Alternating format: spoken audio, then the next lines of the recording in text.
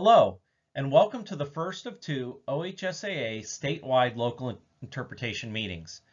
My name is BJ Duckworth, and I'm the Director of Development and State Rules Interpreter for the sports of cross country and track and field.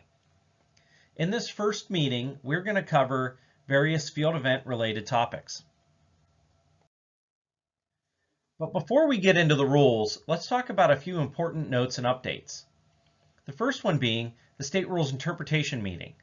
If you've not already completed your state meeting, it is available until March 26th without a late fee. A second local rules interpretation meeting will be made available by myself and the OHSAA very soon. You will receive an email from the OHSAA with information on how to view the meeting and when it will be available. I encourage everybody to take some time to review the 2022 Coaches and Officials Manual. It is available on ohsaa.org on the track and field page. The National Federation does provide free educational opportunities to officials. At nfhslearn.com, there is an educational opportunity specifically related to officiating track and field.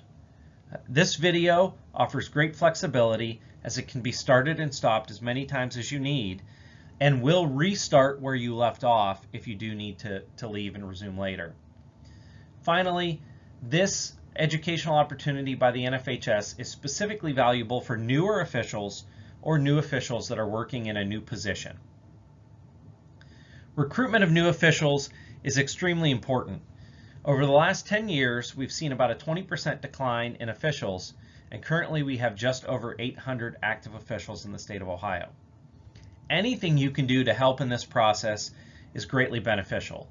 Whether it's talking to retiring coaches or meet volunteers about getting their license, or working with current students to become Class 3 officials, any work we do now will pay dividends in the future.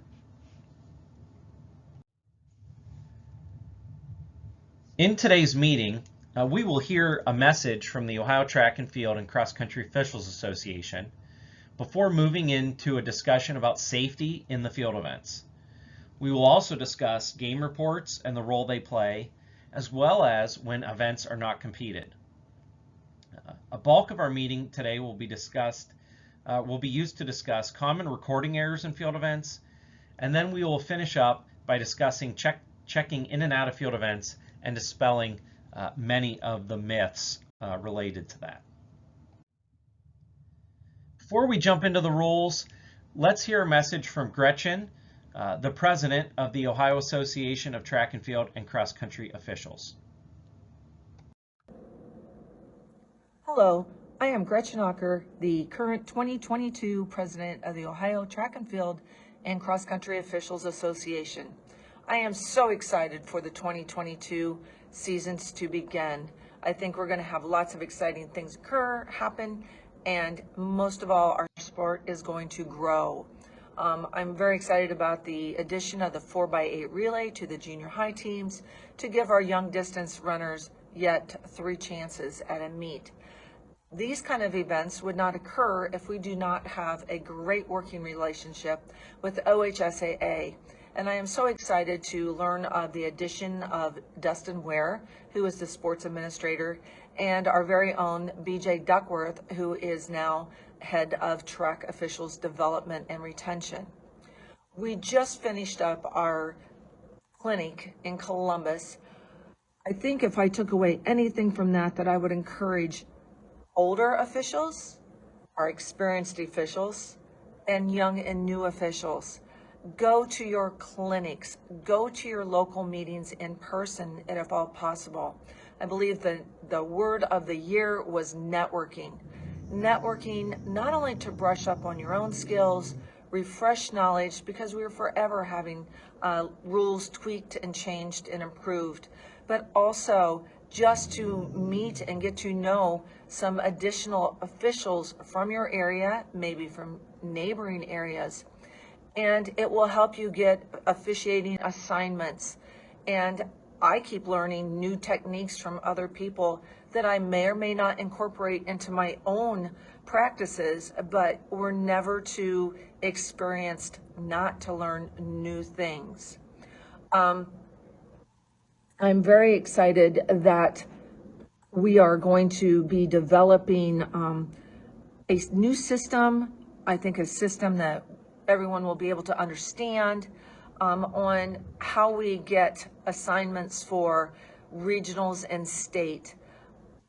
I have been officiating for 11 years and I've never quite understood the process. But I believe after this year, I am on the committee also. With the diverse people that we have on the committee, we are going to work very hard to come up with a very concise but flexible, fair, and equitable rotation for officials to do our higher level assignments. But most of all, I want to encourage all of you to get out, talk to your fellow officials, brush up on your rules, and hopefully this year we will not have too many days here in Ohio that we will experience all 4 seasons in about 4 hours. I wish you good luck on the 2022 season. Thank you. Thank you, Gretchen. I appreciate your time in helping put this message together. Now, let's jump into our first topic, which is safety in the field events. It's important to know that safety does not happen by accident. Safety at a track and field meet is everybody's responsibility, all the way from the athletes competing to the administrators putting on that meet. We're specifically going to talk about your role as an official in safety in the field events, but know that we should all be working with our administrators, our coaches, and our student athletes to ensure that safety is being practiced at every level. Before we get into officiating best practices, let's hear the story about a Mason High School graduate that was killed at a college track and field meet. Ethan Roser, who graduated last year, was killed near Chicago yesterday while he was volunteering at a track meet. I-Team reporter Hillary Lake joins us live in Mason with the details of this freak accident. Hillary? Everyone who knew Ethan here at Mason High School loved and respected him. He was involved in the community, and in a testament to his character, he died giving up some of his own time to help other people while he was away at college. Students of faith relying on just that to make sense of losing a classmate. Even though in this tragedy we can all bond together and be able to grow closer to the Lord, and even though it's really hard, we can still know that Ethan is in heaven with God. Ethan Roser was a freshman at Wheaton College, a small Christian university near Chicago. He was volunteering at a track meet Saturday afternoon when a hammer, a heavy metal ball with a steel wire attached to it, hit him during a hammer throw event. He died at a local hospital. The freak accident has stunned the college campus. There's something about tragedy that just softens everyone's hearts, and when people's hearts are softened and filled with grace, that's when people can really experience transformation. Ethan graduated from Mason High School in 2016. He was a 3-year letterman on the soccer team and helped the school win a state title and 2 regional championships. He also played club soccer for Cincinnati United Premier. But Ethan was also guided by his own faith, which led him to Wheaton College in the first place. In high school, he was involved in Mason Young Life. Today, the group tweeted, "Ethan Roser was one of our heroes. We loved how much Ethan cared for his Mason friends to learn more about the life of Jesus Christ." And Ethan's friends, near and far, are remembering his life as one that touched theirs. We reached out to Ethan's family today. His grandmother tells us they are devastated. His mother tells us they are on their way to the Chicago area today. And we also reached out to Mason Schools. A spokeswoman sent us a statement saying, quote, "Our hearts are heavy as we absorb this news about the tragedy. All of Ethan's family and friends are in our thoughts as we mourn together." And Mason Schools will have additional counselors on site for any students who knew Ethan or any students here who attend Mason who might need some extra support tomorrow. We are live in Mason. Hillary Lake, 9 on your side.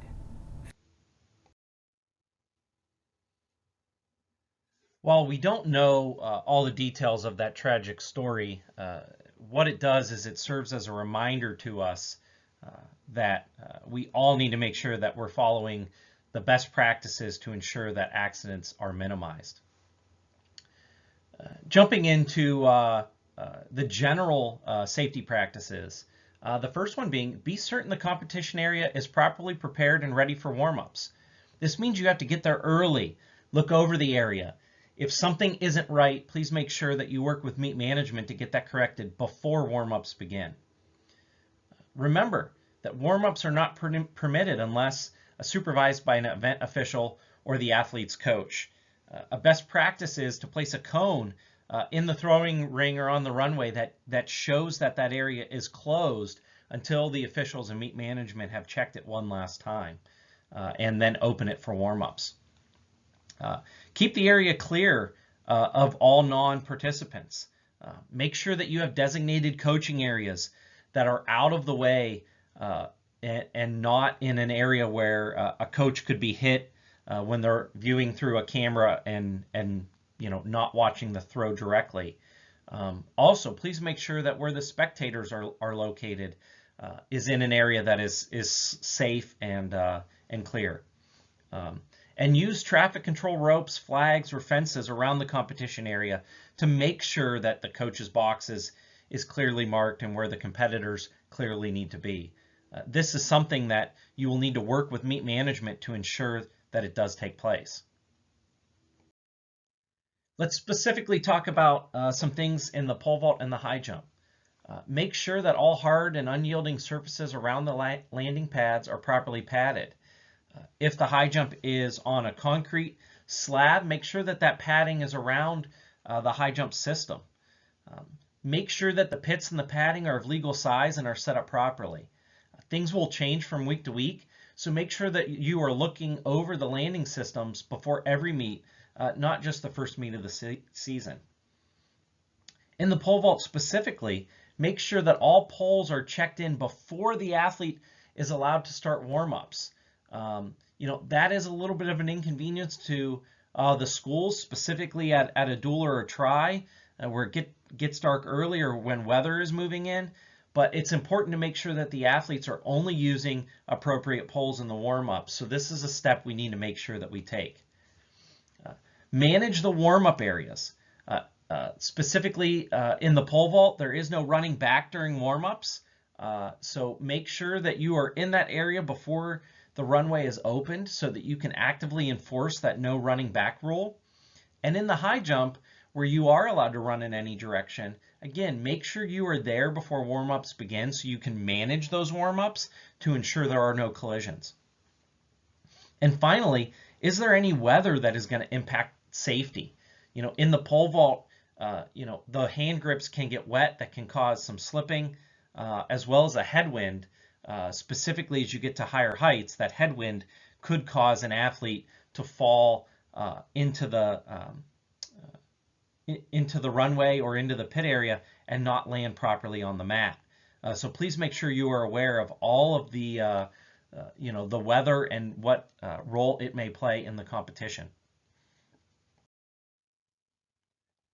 In the long jump, make sure you check the conditions of the takeoff board. Is the board damaged? Is the runway damaged in any way that may injure an athlete or may cause somebody to slip and fall? In middle school meets, make sure the takeoff board is close enough to the sand pit to ensure that all the middle school athletes will make it and won't be jumping and landing on the hard surface. Work with meet management if the takeoff board is not close enough.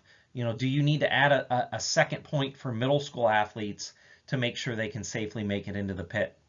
And again, look at the weather conditions. Are there weather conditions that are going to cause that runway to get slick or the takeoff board to get slick? And work with meet management and the referee to make sure that all of the safety processes are being taken place regarding weather. Make sure the sand in the long jump pit has been turned over. Make sure there are no rocks in there, no hard spots. We want to make sure that area is safe as well. And just like as in the high jump and the pole vault, please make sure you are managing the warm-ups. Make sure that pit isn't opened until you get there and can ensure that athletes are warming up in a proper fashion. and also making sure that they're not warming up backwards on the long jump pit. Running back is illegal in warm-ups in both the long jump and the pole vault. But again, it is legal in the high jump. But please make sure we're managing all warm-ups. And official safety. Make sure the officials are standing outside of the pit and far enough back so they're not going to be hit by an athlete that is making an attempt to jump into the pit. Moving into the throws, before competition begins, check the conditions of the throwing circles. Is there loose concrete in there? Is there gravel that needs swept out? Check them for damage. Check for loose or missing toe boards. And again, weather conditions. Make sure you are aware, of the weather that is going to be coming during the meet. There are alternate views on what to do with water that is in the ring. Some athletes, coaches, and officials feel it's better to leave a little bit of that water in the throwing circle. Some have the view that it needs to be completely swept out. Not going to debate which one is better, but please make sure that you talk with your referee or your head field judge, as well as meet management, on what is the process you're going to use at that meet, and make sure you have what you need to keep that throwing circle safe. Make sure there's a broom there so that if debris does get in the circle, you can sweep that out. Make sure the throwing cage is set up properly, and everyone, including officials, stays out of that cage during an attempt and during warm-ups. Everybody should stand outside of the cage or the fenced area, and make sure that you're standing about a foot behind that fenced-in area. Oftentimes, those cages are made out of netting, not fencing, and that will move. So if you're standing right up against it or holding onto it with your fingers through, there is a great risk that you will be injured. So please make sure everybody, athletes, coaches, and officials, are outside of the cage while attempts are being made and far enough behind the cage so that any movement in the fencing or the netting won't hit them when an implement hits that control device. And finally, use traffic control ropes, flags, and fences. We discussed this earlier, but use those to make sure that people are far enough back from the area where they won't be hit. It's important to remember that people can't stand and should not be standing right on the sector lines. Make sure they are far enough back so they won't be hit. We're going to view a video here in a second that does talk about what happens when people or stands are set up too close to those sector lines.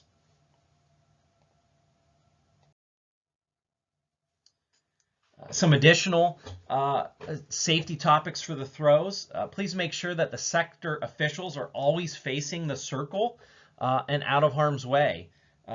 Many times it is appropriate for the official to stand in the middle of the throwing sector, but they should be far enough back so that they don't get hit, and they should always be facing the throwing circle so that they are aware of when the athletes are throwing. Manage the warm-ups. Let the athletes know when it is safe to throw. Don't just let them move into the circle and throw on their own. Actively manage that. Let them know when the sector has been cleared and when it is available for them. And make sure that you are always reminding the athletes as well as officials that they should always be watching the circle.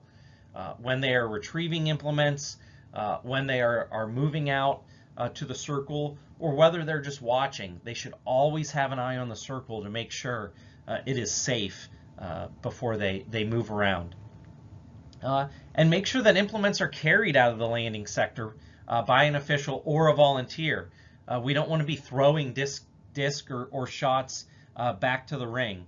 So if you don't have enough help to do the event safely, please make sure that you work with meet management to get the help you need. It's not only officials and coaches and athletes that we need to be concerned about. There's also the risk that spectators can be injured. We're going to now view a brief news story about a a spectator who was hit by a discus at a high school meet. And during this video, you will see briefly where the stands were located in relation to the throwing sector. And while it's not the responsibility of a contest official to set up the spectator areas, it is our responsibility to share concerns with meet management when we feel there is a safety issue. In Wallingford after a spectator was hit with a discus at a track meet. News 8's Josh Einblum looked into what happened. He's live for us at News 8 Control with the latest. Josh? And we received several emails through our reported feature from concerned viewers after they told us someone had been struck with a discus at a recent track meet in Wallingford. We looked into it and are told by organizers an investigation has been launched.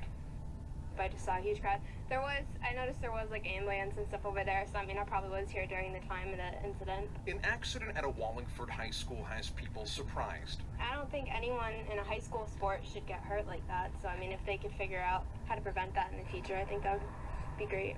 On Tuesday, Sheehan High School hosted the Southern Connecticut Conference's Outdoor Track Championship event, an exciting day for teams from all over the state to showcase their athletic prowess. But it was here where the discus competition was held, where one wild throw left someone injured.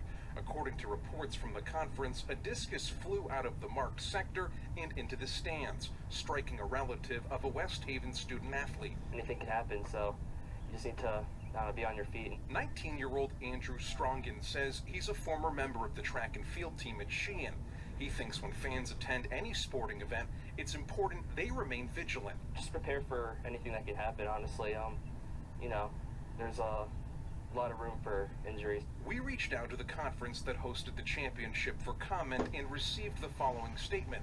It reads in part, quote, "The spectator was immediately treated by 2 athletic trainers who working the event on site and were assisted by additional medical professionals who were in attendance. There is an investigation ongoing regarding the incident," end quote. I think there should be some investigation. Jay Borelli is a parent with a student at West Haven High School. He tells us he thinks the investigation is a good start, but taller barriers should also be built. I would think they should probably have to be built higher, or at least, keep you a safer distance from where, the discus is being thrown. It's not clear to what extent the spectator was injured, and they have not been identified. We'll be sure to keep you updated as we learn more. For now, we're live at News 8 Control. Josh Einblum, News 8. We're now going to move on to game reports and discuss the role game reports play related to safety, as well as just some general uses. Game reports are not something that are used very widely right now in track and field, but I would ask that anyone serving as a referee begin to incorporate the use of game reports into their officiating routines. First, we're going to talk about some mandatory uses of game reports. The first one being the ejection or disqualification from the meet of a coach or an athlete. Anytime this happens, there does need to be a game report completed by the referee. And what this game report does is it does then start the process of notifying the school administration as well as the OHSAA of the disqualification from the meet or the ejection. For a coach, that does come with the suspension as well as a fine and a subsequent class. And for the athlete, it does start the process for their competition suspension. Another mandatory use is for removal of an athlete due to a concussion protocol. So if an athlete is injured and removed from competition due to a possible concussion, the referee should be issuing or completing that game report. With this, it does notify the OHSAA as well as school administration of that injury, and it does then ensure that the proper concussion protocol is followed after the meet concludes. Very related to the topic we just moved on from, which is safety in the field events. Anytime the referee does cancel an event due to a safety issue, so the throwing cage is unsafe or the pole vault pit doesn't meet specifications, Anytime there's any cancellation due to the safety issue, the referee needs to file a game report. One, that lets the school administration know of the safety issue as well as the OHSAA, but it also is then a prompt to that school district to fix that issue before a competition can resume at that site. And there is one side note to this. At a track meet, only the meet referee should be completing game reports. What we don't want to have happen is 3 or 4 officials from the same meet submit game reports. There could be conflicting information or conflicting points of view from that. The referee will compile all information needed and complete one singular game report for that meet. There are some additional uses outside of the mandatory ones related to game reports. The first one may be poor sportsmanship that does not result in an ejection or a disqualification from the meet. So if you have an athlete or a coach or a spectator for that instance that has just exhibited very poor sportsmanship and you want to make the athletic administration and the school administration known, as well as the OHSAA, the referee may submit a game report for poor sportsmanship. This hopefully does prompt some action by the school to remedy that issue. Also, on the flip side of that, if a coach, an athlete, an athletic administrator is exhibiting exemplary or really great sportsmanship, the referee has the opportunity to make sure that the OHSAA and the other school administration is aware of this athlete or coach going above and beyond what they needed to do. Oftentimes, we are quick to report complaints as a society, but we are not as quick to report the really good things that happen. So I would encourage meet referees to report the really good things as well as the really bad. And a final suggested use is an ongoing uniform issue. What we don't want to do is report every uniform issue via a game report, but as a referee, if you have worked 3 or 4 meets in a row or 3 or 4 meets in a season and you have had consistent uniform issues, filing a game report for this may help remedy that issue long term. Once the OHSAA office and the school administration are made aware that these issues are taking place, hopefully the school will take action on that topic. So a game report for consistent issues may be helpful. Also, as a referee, if you're making an exception to a uniform rule, a game report is helpful in notifying the school that that exception was made and is a one-time exception, and they do need to remedy the issue going forward. And again, a reminder that only meet referees should be completing game reports. Game reports can be found on OHSAA.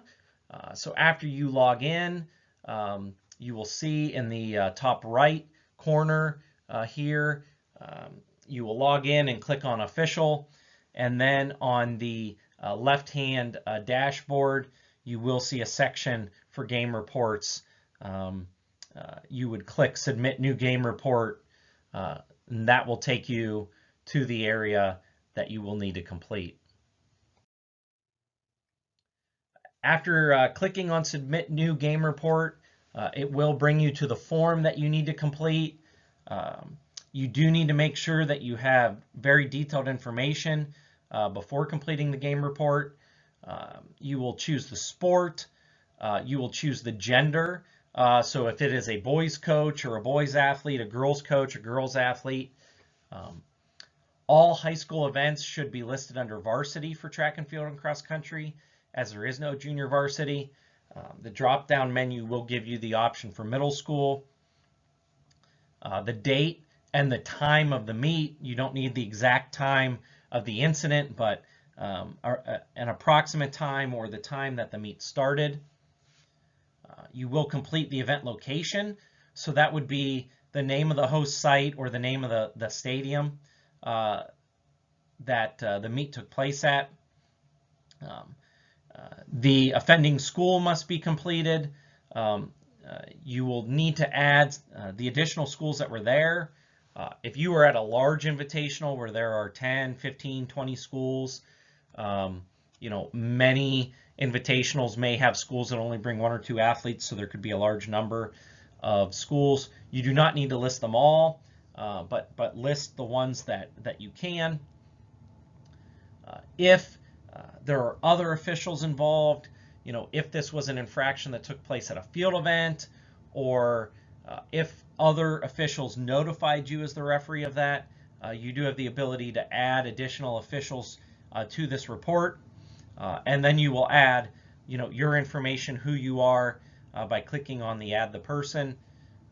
You'll pick the topic from this drop-down menu, and then in the details box, please give as much detail as possible about the incident.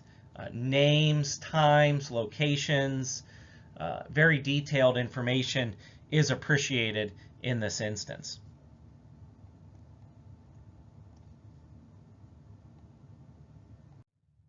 Now that we've discussed the safety protocols we should be taking, as well as the use of game reports, specifically their role in safety, let's talk a little bit about what we do when a field event, or a running event for that matter, isn't competed. So the first reason why an event may not be competed is, it may be prior agreement. Many times in the pole vault, the schools will agree to not compete that if only one school does have pole vault. And with the addition of the 4x800 meter relay in middle school, there may be regular season meets where they decide by mutual agreement or in the event contract that they are not going to compete that event. If that has happened in advance and with prior agreement, there is no penalty per Rule 216. If an event needs to be suspended or canceled due to an unforeseen circumstance, such as a power failure, if it's a meet that's taking place at night, or weather that after you've delayed multiple times, you just need to cancel completely. First, there is no penalty per Rule 325 and 326 if that happens. Again, this is due to an unforeseen circumstance. And also, restarting in those situations is per the referee, per Rules 341 and 344. The referee would be the one that would determine, hopefully they're working with the games committee, but they would determine when you are going to restart after weather, or when it is safe to do so after something such as a power outage. If the event is not competed and there is no mutual agreement, so the schools never communicated to the visiting schools, or they arrive and the host school just decides, hey, we're not going to do this. Rule 216 does stipulate that in that instance, the points would be divided amongst the visiting teams. Very similarly, if there's a safety concern, if the referee decides that the long jump is unsafe due to an issue with the sand in the pit, I've seen that happen at a conference meet before, or there's an issue with the throwing cage or the pole vault mats, and that meet is not competed, or that event, excuse me, is not competed. Again, the points for that event would be split among the visiting teams, and the home team would forfeit that event. It is important to note that if that event is not competed due to a safety issue, the referee must send a game report notifying the school administration and the OHSAA about that safety issue. Now let's take some time to talk about some common errors that have occurred in the past with completing field event sheets. We're going to start off talking about errors where places are just placed incorrectly. So in this instance, you will see off to the right-hand side some numbers. Those numbers indicate what the original scoring of this event was before it was corrected, and you see the scratch out marks in the place column. It is somewhat hard to read those initial marks, so that is off to the right-hand side. In this first example, the circled competitor was given this place of 6, but as you review this, you can see that clearly the jump in this long jump of this athlete clearly puts them in 3rd place. What that then does is that then changes the rest of the places as well. In this instance, it was found by the scoring team before these results were entered and corrected, so there was no effect on the overall score of the meet. But had this not been caught until after the meet, it could have affected scoring. It is important to note that in this instance, there was a tie between the 4th and 5th place competitors. That tiebreaker was applied correctly in this instance. However, these 2 athletes were initially given 3rd and 4th place, and after the error was found with the athlete that was initially given 6th, these athletes' places were changed, but they were not changed due to an incorrect tiebreaker. They were changed due to the 3rd place athlete incorrectly being given 6th place. We're going to move on to another common error, which is missed best efforts. So as you can see here, this did not affect the scoring, but the best effort was left blank for the last 2 competitors. This can factor into scoring if there had been some sort of scoring error and these 2 athletes were missed. Please note that this is the 2nd page of a girls pole vault sheet.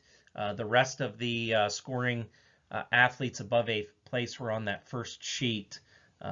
We should have placed in row 13 a no height mark, and in row 14 the best effort of 6.6. That ensures that as you are scoring, that all the athletes with the 6.6 mark are being considered. In this instance, you'll see that the best marks were not carried over to the right-hand column that is listed best. What this can do is this does increase the ability to have errors in the score, with you not being able to clearly see what those best efforts are. So in all instances, the best attempts, the best efforts should be carried over to that best line in the score sheet. As you can see here, the names are very, very hard to read on the handwriting. So it is possible that the wrong person could have been given the best efforts there. So, please make sure that you're writing those marks next to the names so that when the scoring team is inputting these, they clearly have the best mark and they can clearly see what name it applies to.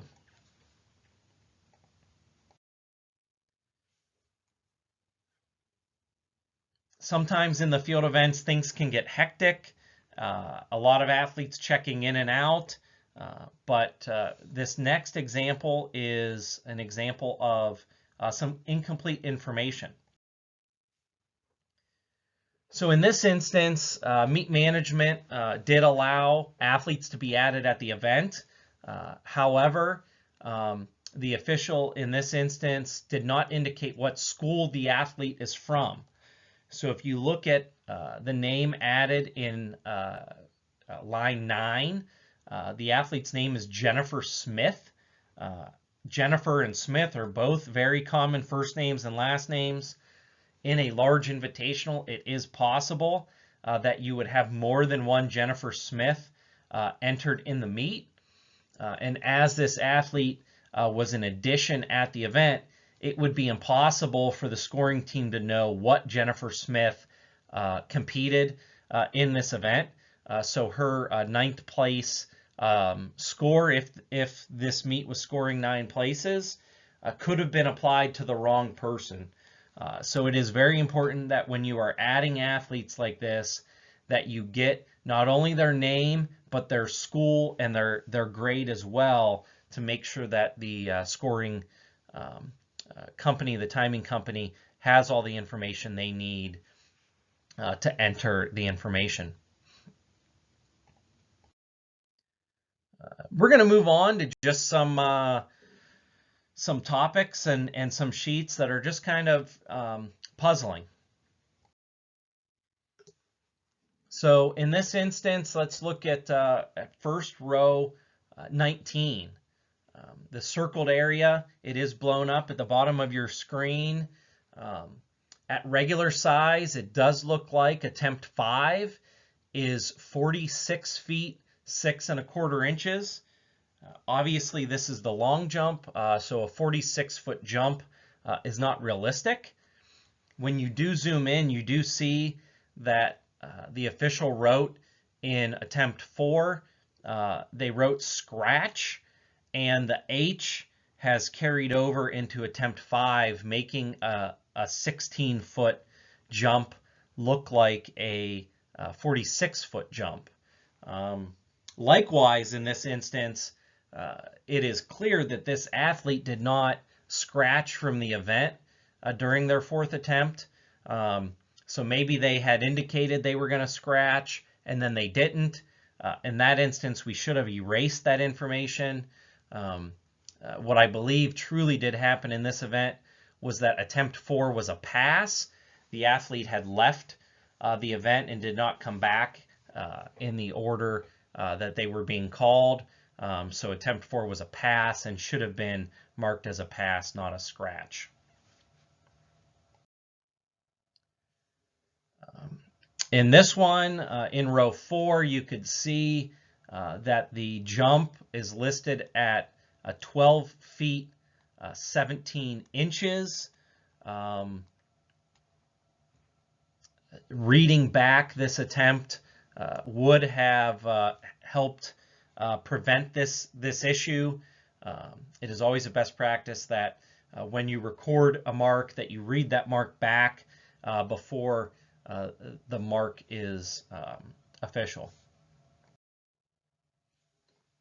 Again, another one that is kind of head scratching here. We have marked in this long jump a jump of 9 feet 10 and 3/2. Again, not sure what they were really meaning to write here. The timing company that is entering this result would not have known what this should have meant. And again, here reading back before the mark is moved would have been a way to prevent this issue from happening. Some final notes on recording errors. First, always use pencil. That way, if you write something down and it is incorrect, you can always erase it. Write clearly. Anybody who knows me knows I have terrible handwriting, so I have to make sure that I'm taking time to ensure that I'm writing clearly. Always carry over the best marks to the best column. This is very helpful to the timing company and those that are entering these results electronically. So take some time at the end of the event to carry over the best marks. Also, before you take people to finals, make sure that you are carrying those over. Always call back the mark when you are the recorder before that mark is moved. For instance, in the discus, the person marking in the field should hold that mark until you have read it or until the person pulling the tape has read it to you, you have recorded it, and you have read it back to the person reading the tape, and everybody is in agreement it is correct, then that mark can be released in the field. Reading back like that is always the best practice to make sure that you haven't transcribed any numbers. And always check the sheet independently of each other to help catch mistakes. If you're in a meet that has a head field judge, they should be looking over those independently of you as a field event official. If you are working at a field event and there are more than one official there, each of you should check that sheet separately. I'm not suggesting that in the discus, if you have 3 or 4 people working, that all 4 of you need to read it. But please, if you're running the board, give that to a second person, have them look it over and confirm that what you're doing is correct. Don't simply look at what places are written by the official who did the board before you.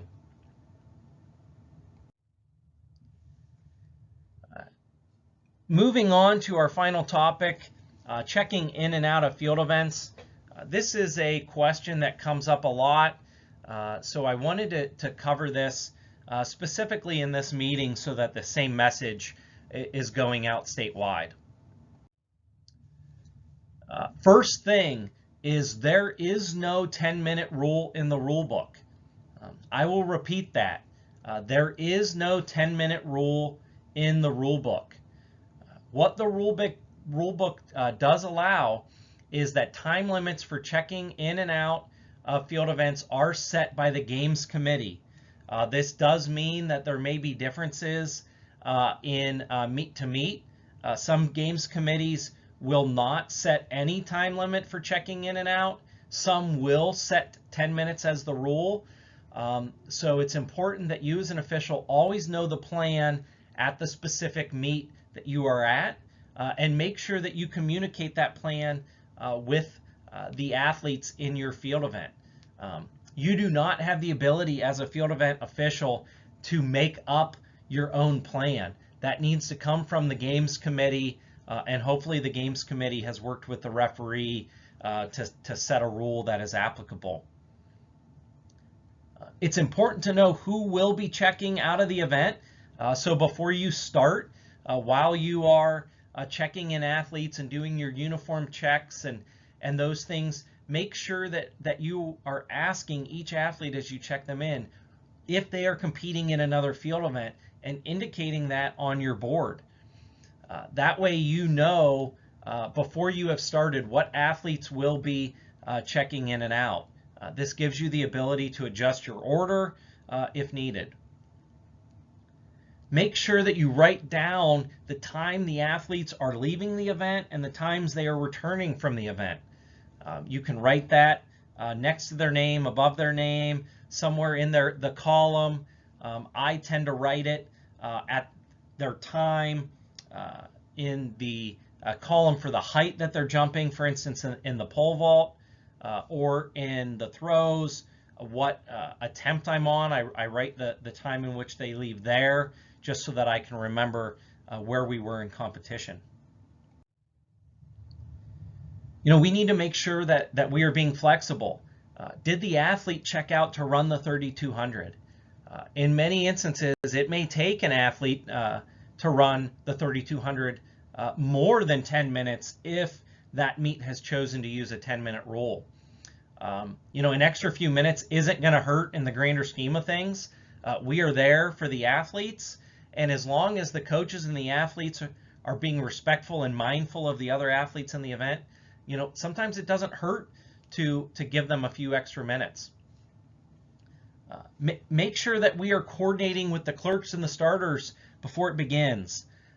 While the athletes are warming up and you've checked them all in and you know that you have some athletes that are running relays, for instance, you know, go and talk to the clerks. Find out how many heats or sections there are.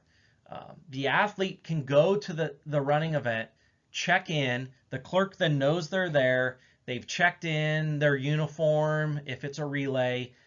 Then they can come back to the field event, you know, and for instance, in the long jump, get another attempt in. get another throw in the throws, or get an attempt to get over the bar in the pole vault. And then with proper coordination, report directly to the starting line or directly to their exchange zone. The collaboration between clerks and field event officials, or starters and field event officials, is incredibly important. We had an instance in the regional last year where we had an athlete who was jumping in the pole vault, and her attempt at the pole vault was to win the event at the regional. So we worked with the clerks. We knew exactly when her start time was, so we knew when this athlete had to leave to get to the running event. In that instance, the athlete cleared the bar, sat down, changed her shoes. We were in communication with the clerks and the starters, and she was able to report to the starting line 30 seconds late, but the starters knew she was on her way from the pole vault. They were able to hold that event that short 30 seconds, and she was able to go on and qualify to the state meet in the running event as well. So coordination is absolutely vital when you have athletes working or participating in multiple events. And finally, with checking in and out, can it all be avoided? Jumping out of order, throwing out of order, changing flights. These are all things that we can do to help athletes along the way. Yes, we can change the order of competition even in the finals. So make sure that you know who needs to check in and out so that we can make the appropriate changes before it becomes an issue. As we wrap up today, just a few special notes of thanks. First, to the Ohio Track and Field and Cross Country Officials Association for their message to you at the beginning of this meeting. To Mike Chatfield and the Finnish Timing Company for their sharing of the field event sheets that we used today. And finally, to John Dobbinspec, the local rules interpreter from the Greater Youngstown Track Officials Association. John serves as a assistant state interpreter as well, and he helped put this presentation together. So a big thanks to all of those groups. And finally, before I let you go, I want to remind you that there will be a second virtual local meeting that will be available to you very soon. The OHSAA will share when that has been posted and what the timeline is to view that and receive credit. With that, I thank you for your time for about the last 50 minutes. If you have any questions, please feel free to reach out to myself or any of the other state rules interpreters, and I wish you best of luck this season.